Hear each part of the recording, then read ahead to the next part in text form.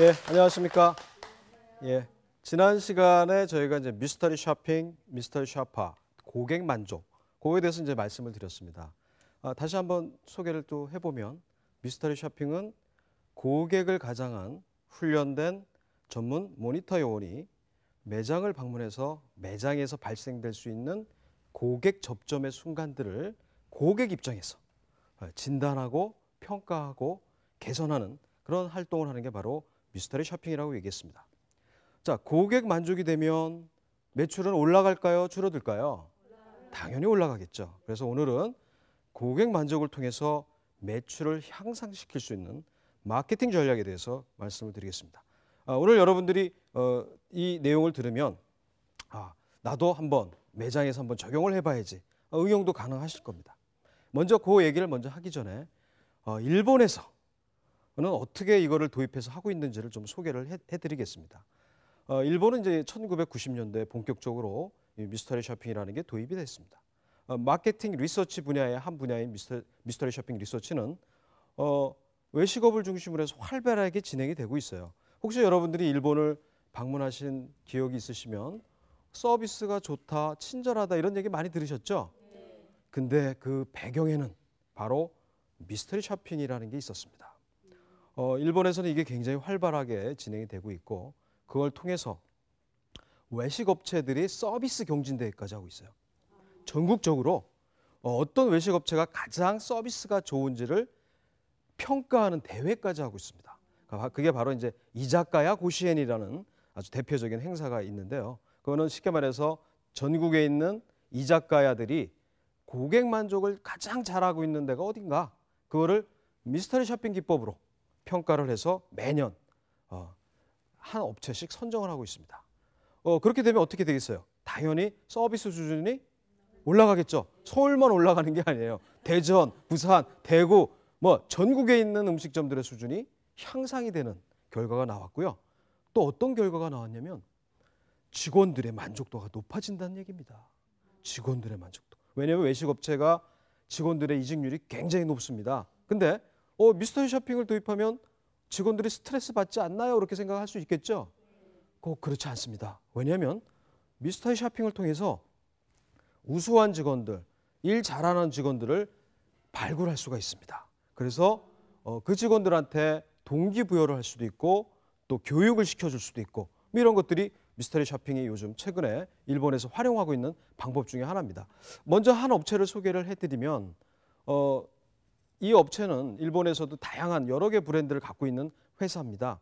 이태리아 레스토랑도 있고 이자카야도 있고 여러 개 브랜드를 갖고 있는데 이 회사는 미스터리 쇼핑을 어떻게 활용을 하냐면 고객의 음성을 듣는 하나의 수단이다. 네.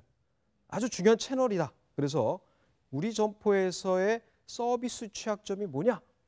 예를 들자면 이태리아 레스토랑 같은 경우는 간단하게 직원들이 자기를 소개를 하는 그게 이제 회사의 서비스 방침이라는 거죠. 근데 이런 것들을 지금 제대로 하고 있는지 혹은 음료수 추천, 그죠? 우리 음식점 가면 뭐 콜라 드시겠어요? 사이다 드시겠어요? 혹은 우리 집에만 있는 어떤 차가 있다면 이런 거를 추천할 수도 있다는 얘기입니다. 이런 것들을 지금 하고 있는지 혹은 예를 들어서 지금 이제 우리가 여름철이 지났습니다만 그 바캉스 때 뭐 이벤트 같은 거 많이 하잖아요. 근데 회사에서는 이벤트를 하고 있는데 정작 그 점포를 방문해 보면 모르고 있어요. 네. 근데 그걸 알고 간 고객들은 어떻겠어요?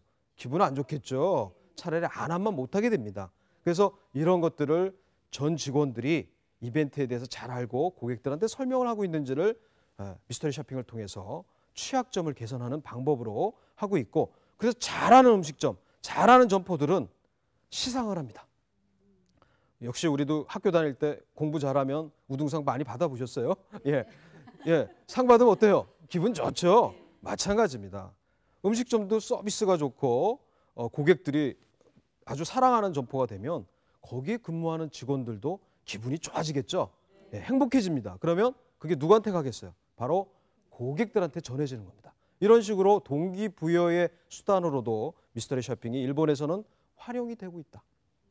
심지어는 우리가 일본이 외식에 있어서는 약간 우리보다 조금 음식 문화가 발달이 돼 있어요.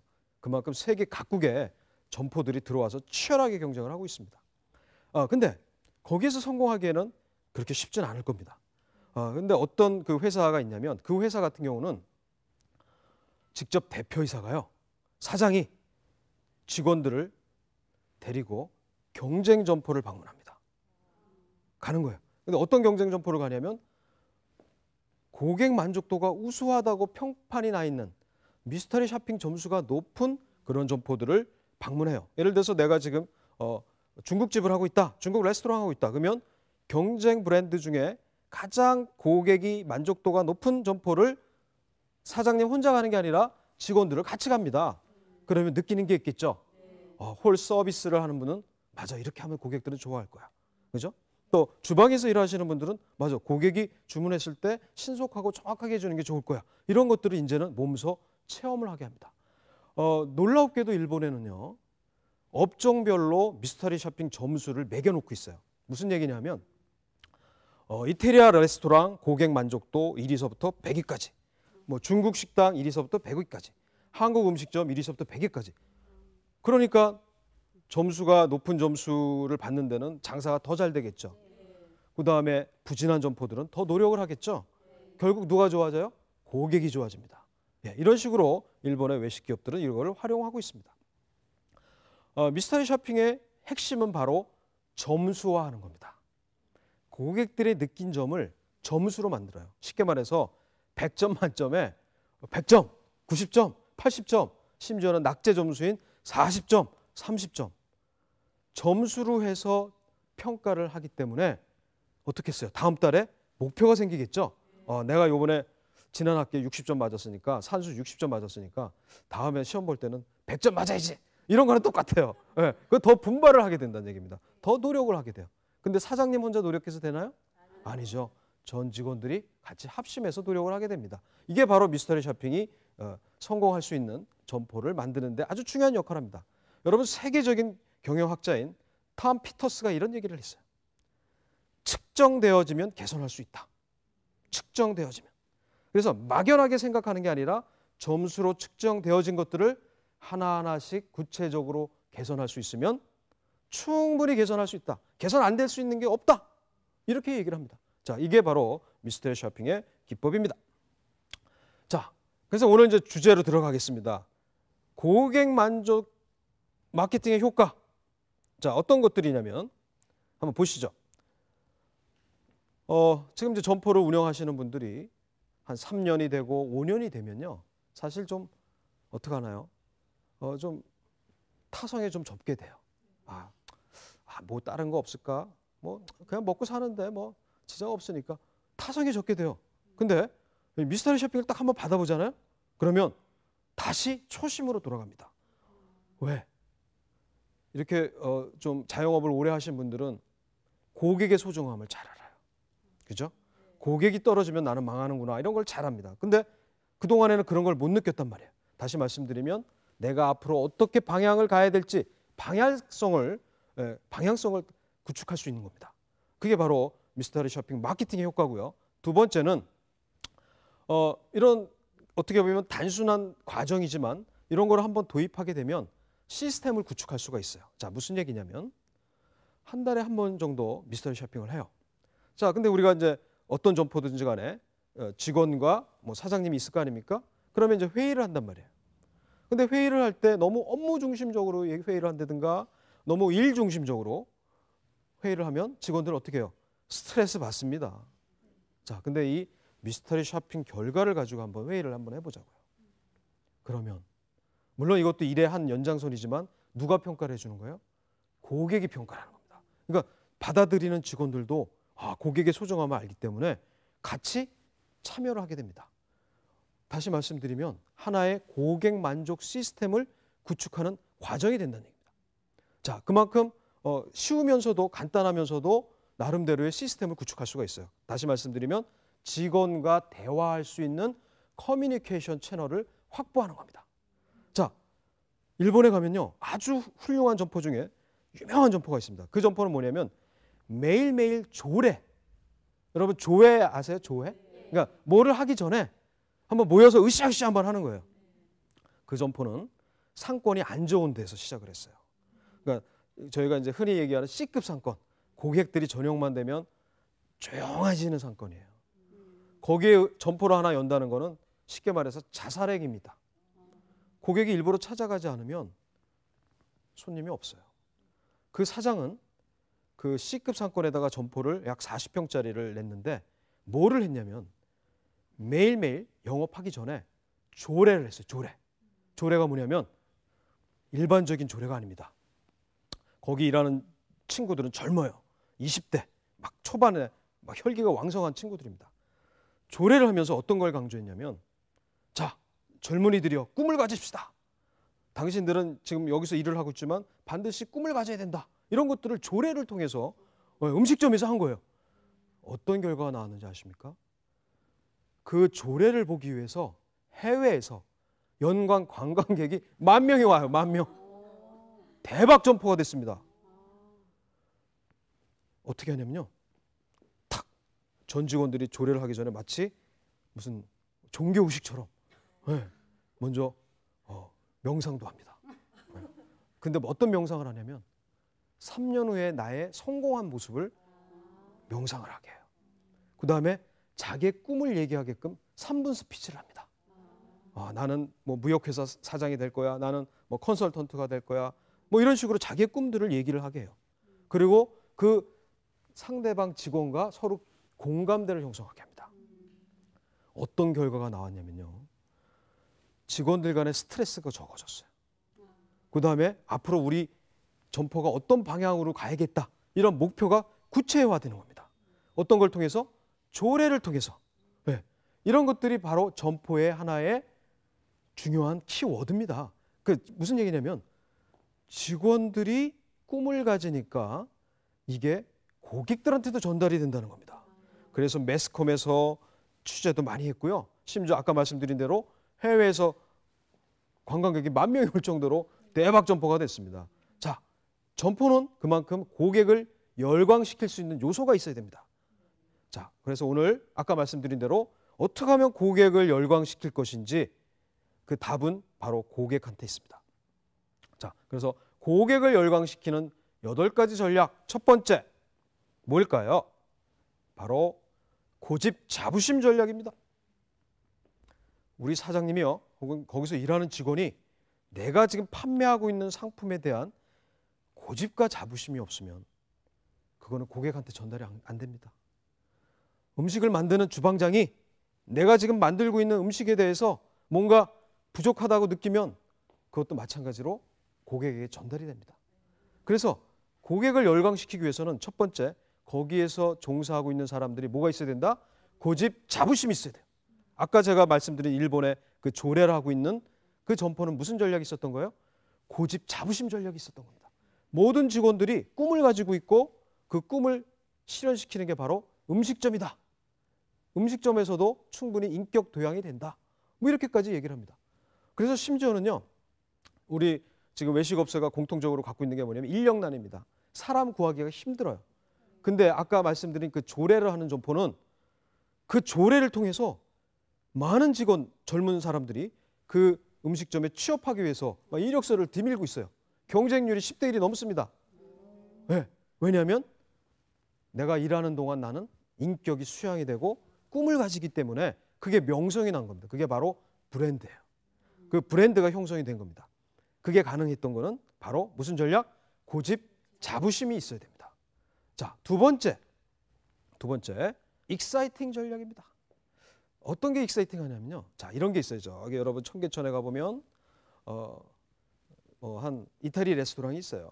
평수는 15평밖에 안 됩니다. 매출이 얼마나 오를까요? 상식적으로 생각하면 한 3천만 원 정도 오르면 그래도 잘 되는 점포다라고 생각을 합니다. 그러나 그 점포는 15평에서 그거의 3배 정도로 오르는 매출을 올리고 있습니다. 여러분 믿겨지세요?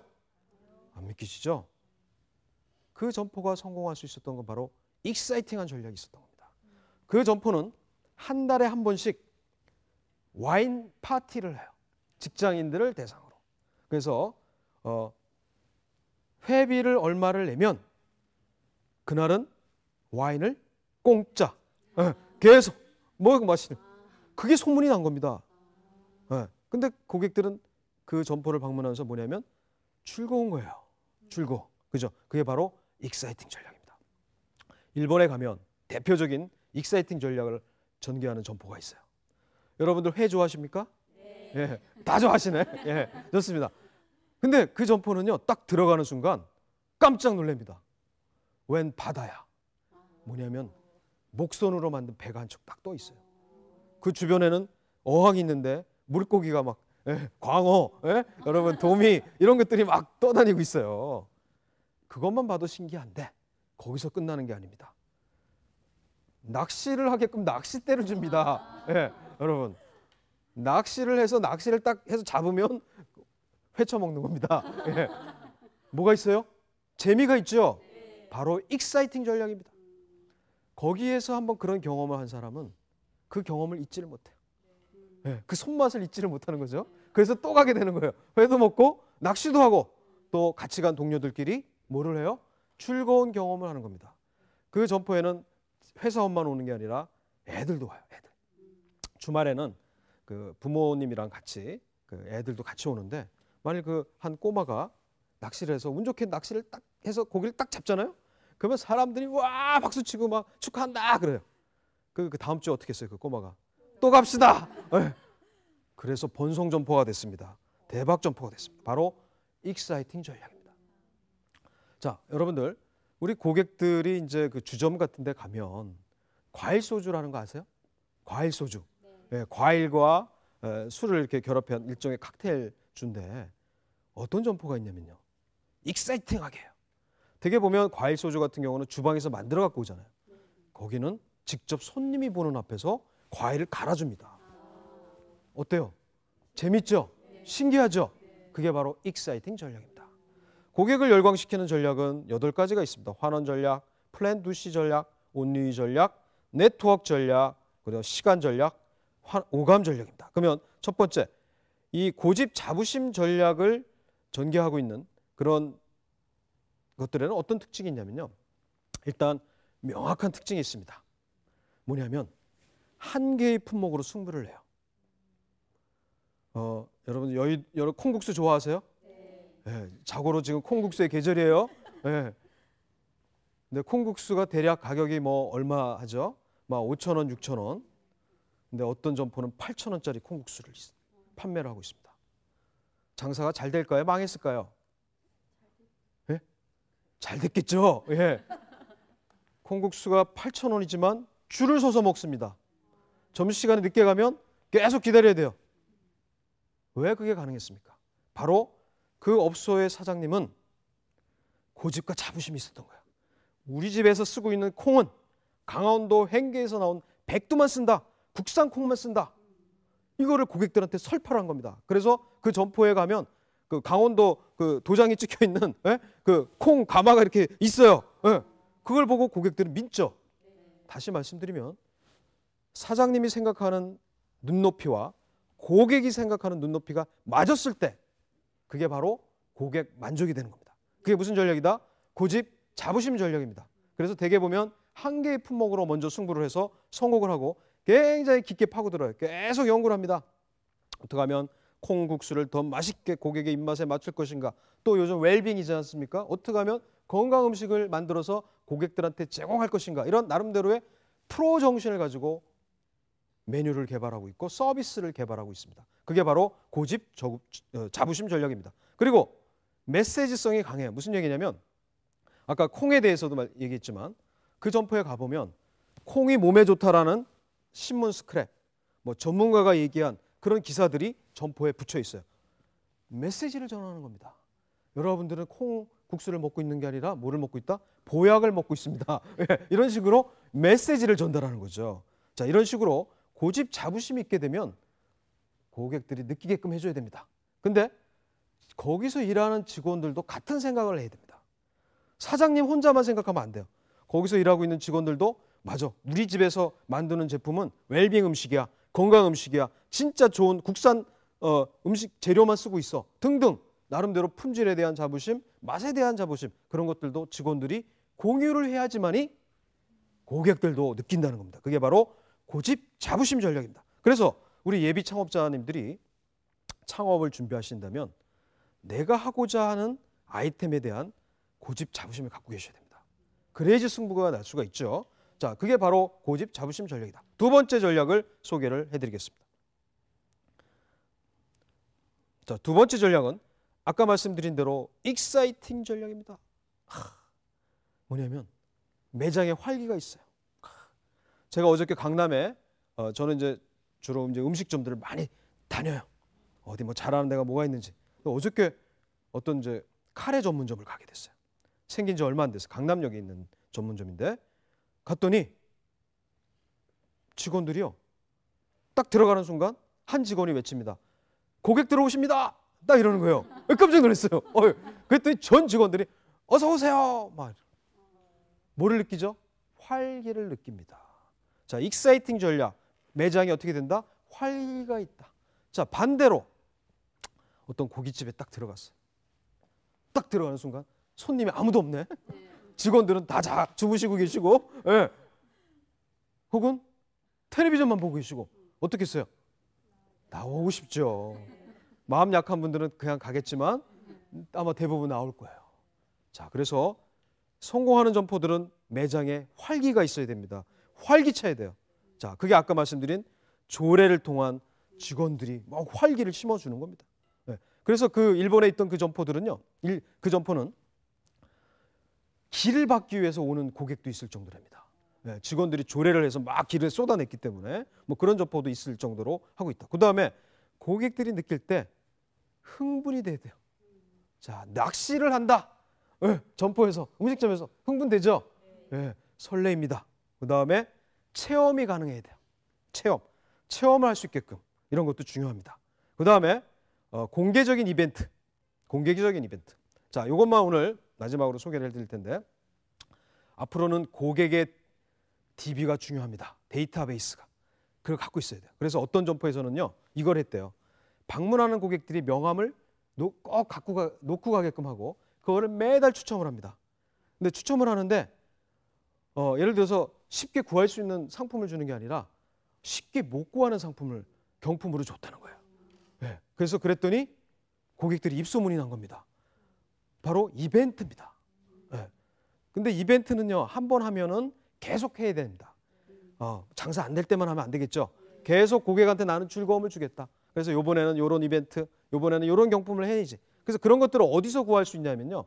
여러분 코엑스나 킨텍스나 그 하겨울역이라는 데가 있어요. 서울에. 바로 박람회장입니다. 여러분들 박람회장을 꼭 가보세요. 박람회장 가면 신제품, 아주 유행 상품, 트렌드한 웰빙 제품들을 쉽게 우리가 접할 수가 있습니다. 그래서 그런 데서 그 매장에서 활용할 수 있는 경품을 활용할 수도 있습니다. 그게 바로 무슨 전략이다? 이벤트 전략. 더 나아가서는 고객을 익사이팅하게 즐겁게 하는 전략입니다. 그런 것들을 통해서 우리는 번성 점포를 만들 수가 있습니다. 자, 오늘 그 말씀드린 두 가지 전략 뭐죠? 고집, 자부심 전략, 또 익사이팅 전략. 자, 이런 두 개만 해도 고객은 어떻게 느낌을 가질까요? 감동하겠죠. 기분 좋겠죠. 예, 맞습니다. 자, 우리는 고객들과 같이 성공할 수 있는 그런 마인드를 가져야 됩니다. 그래야지만이 번성된 점포를 만들 수가 있어요. 자, 오늘 말씀드린 고집 자부심 전략과 익사이팅 전략은 우리가 조금만 관찰을 해보면 충분히 주변에서도 발굴할 수가 있고 그래서 나중에 내가 창업할 때 활용할 수가 있겠죠. 예, 그래서 오늘 고집 자부심과 익사이팅 전략 소개했는데 어떻게 내용이 유익하셨나요? 네, 다음에는 또 온리유 전략, 뭐 네트워크 전략 이런 전략으로 여러분들에게 찾아뵙도록 하겠습니다. 자, 이상 마치도록 하겠습니다. 감사합니다. 자, 어떠셨어요? 네.